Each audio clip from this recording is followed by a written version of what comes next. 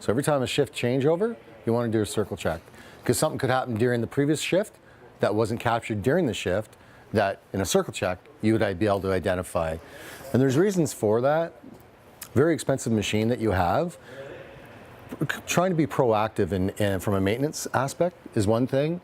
Identifying some things that could actually be happening to the machine that you want to make sure management is aware of, or whoever's doing the mechanical on your machine, so that you are always proactive with the machine. All right? So where I usually start when I do a circle check is I start in front of the cockpit, as I call it, and I go clockwise all the way around. The first thing you want to do when you do a circle check, you want to make sure what I call the machine being left in float position, which it is right now. Having the snow tank up and your actual safety handle in, okay?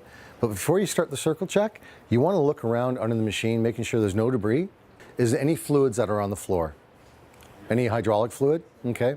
Anything like that, if you see something like that, that's an alarm right away that you have to address and make management aware that the machine needs to be looked after. I start here and I work my way around. The first thing you look at is all 4 tires. There's 5 things on each tire that you want to look at. The first thing is your studs, okay? Making sure if you've started to lose studs and less studs are in your tire, address it. Making sure it might have to be restudded or possibly even a new tire. All right, so that's 1. Number 2, your outside tire wall. This is light truck tire. You want to make sure there's no damage done to that, okay? 3, you want to check your lug nuts, making sure they're all tight, just grabbing onto them, okay? Make sure nothing's loose. 4, you want to take soapy water, and with your stem valve right here, you want to spray your stem valve with soapy water to make sure you don't see bubbles. If you do, that means the stem valve is leaking, all right? And then finally is a PSI gauge. You want to check your PSI, because on this tire, which is 80 PSI, that is critically important to the down pressure of the conditioner on the sled. If it's less or more, it's going to affect the actual cutting of the blade on your ice.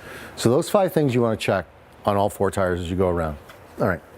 Then you're going to move to your actual board brush. You want to grab your board brush.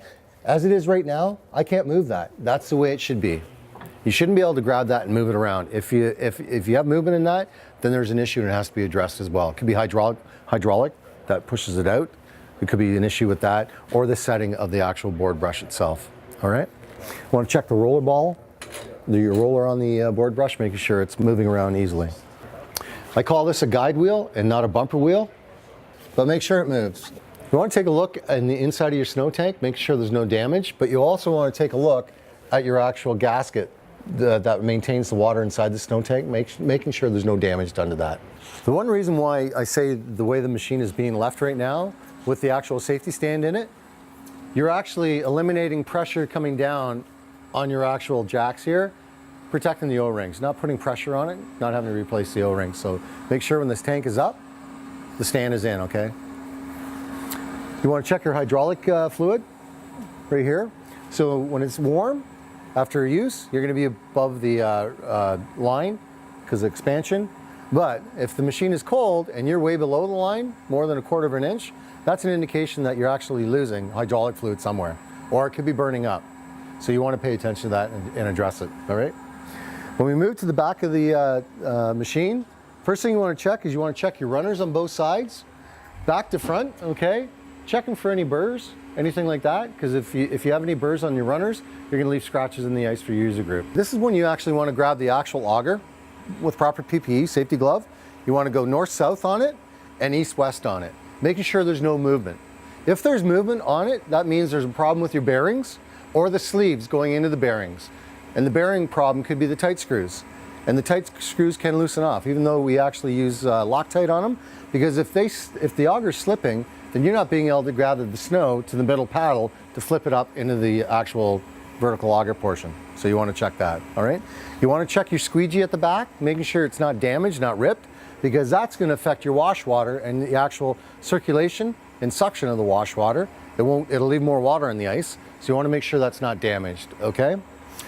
Your actual wash water suction pipe right here, we actually put an extension on that, a rubber extension with an O-ring clamp.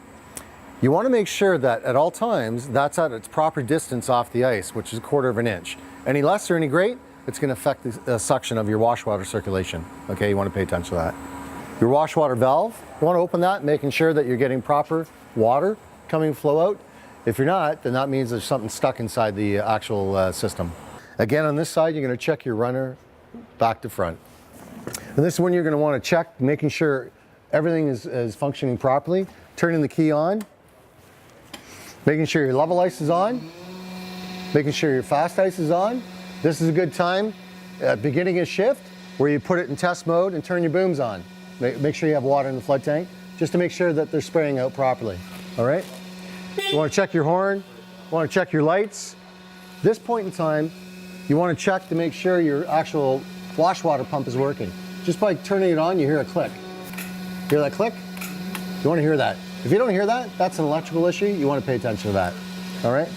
And then, of course, your augers, we can't engage them right now. That's why it's so important, though, when you're actually finishing a flood, you wash the augers out. Because sometimes what happens in a warm room, that snow buildup from your previous flood, it actually starts to melt and it actually bonds to the augers themselves, and then it turns into ice. And sometimes if it's happened to you, sorry, it's probably because you didn't wash them out. The augers won't engage, they won't turn on. And that's not a very good thing when you're out there doing a flood. At the end of the night, you have rubber matting in here. The snow tank should be left in this position, but the conditioner should not be left up the way it is. You want to leave it in float position, which means the back elbows of your runners, you want them just touching the rubber mat.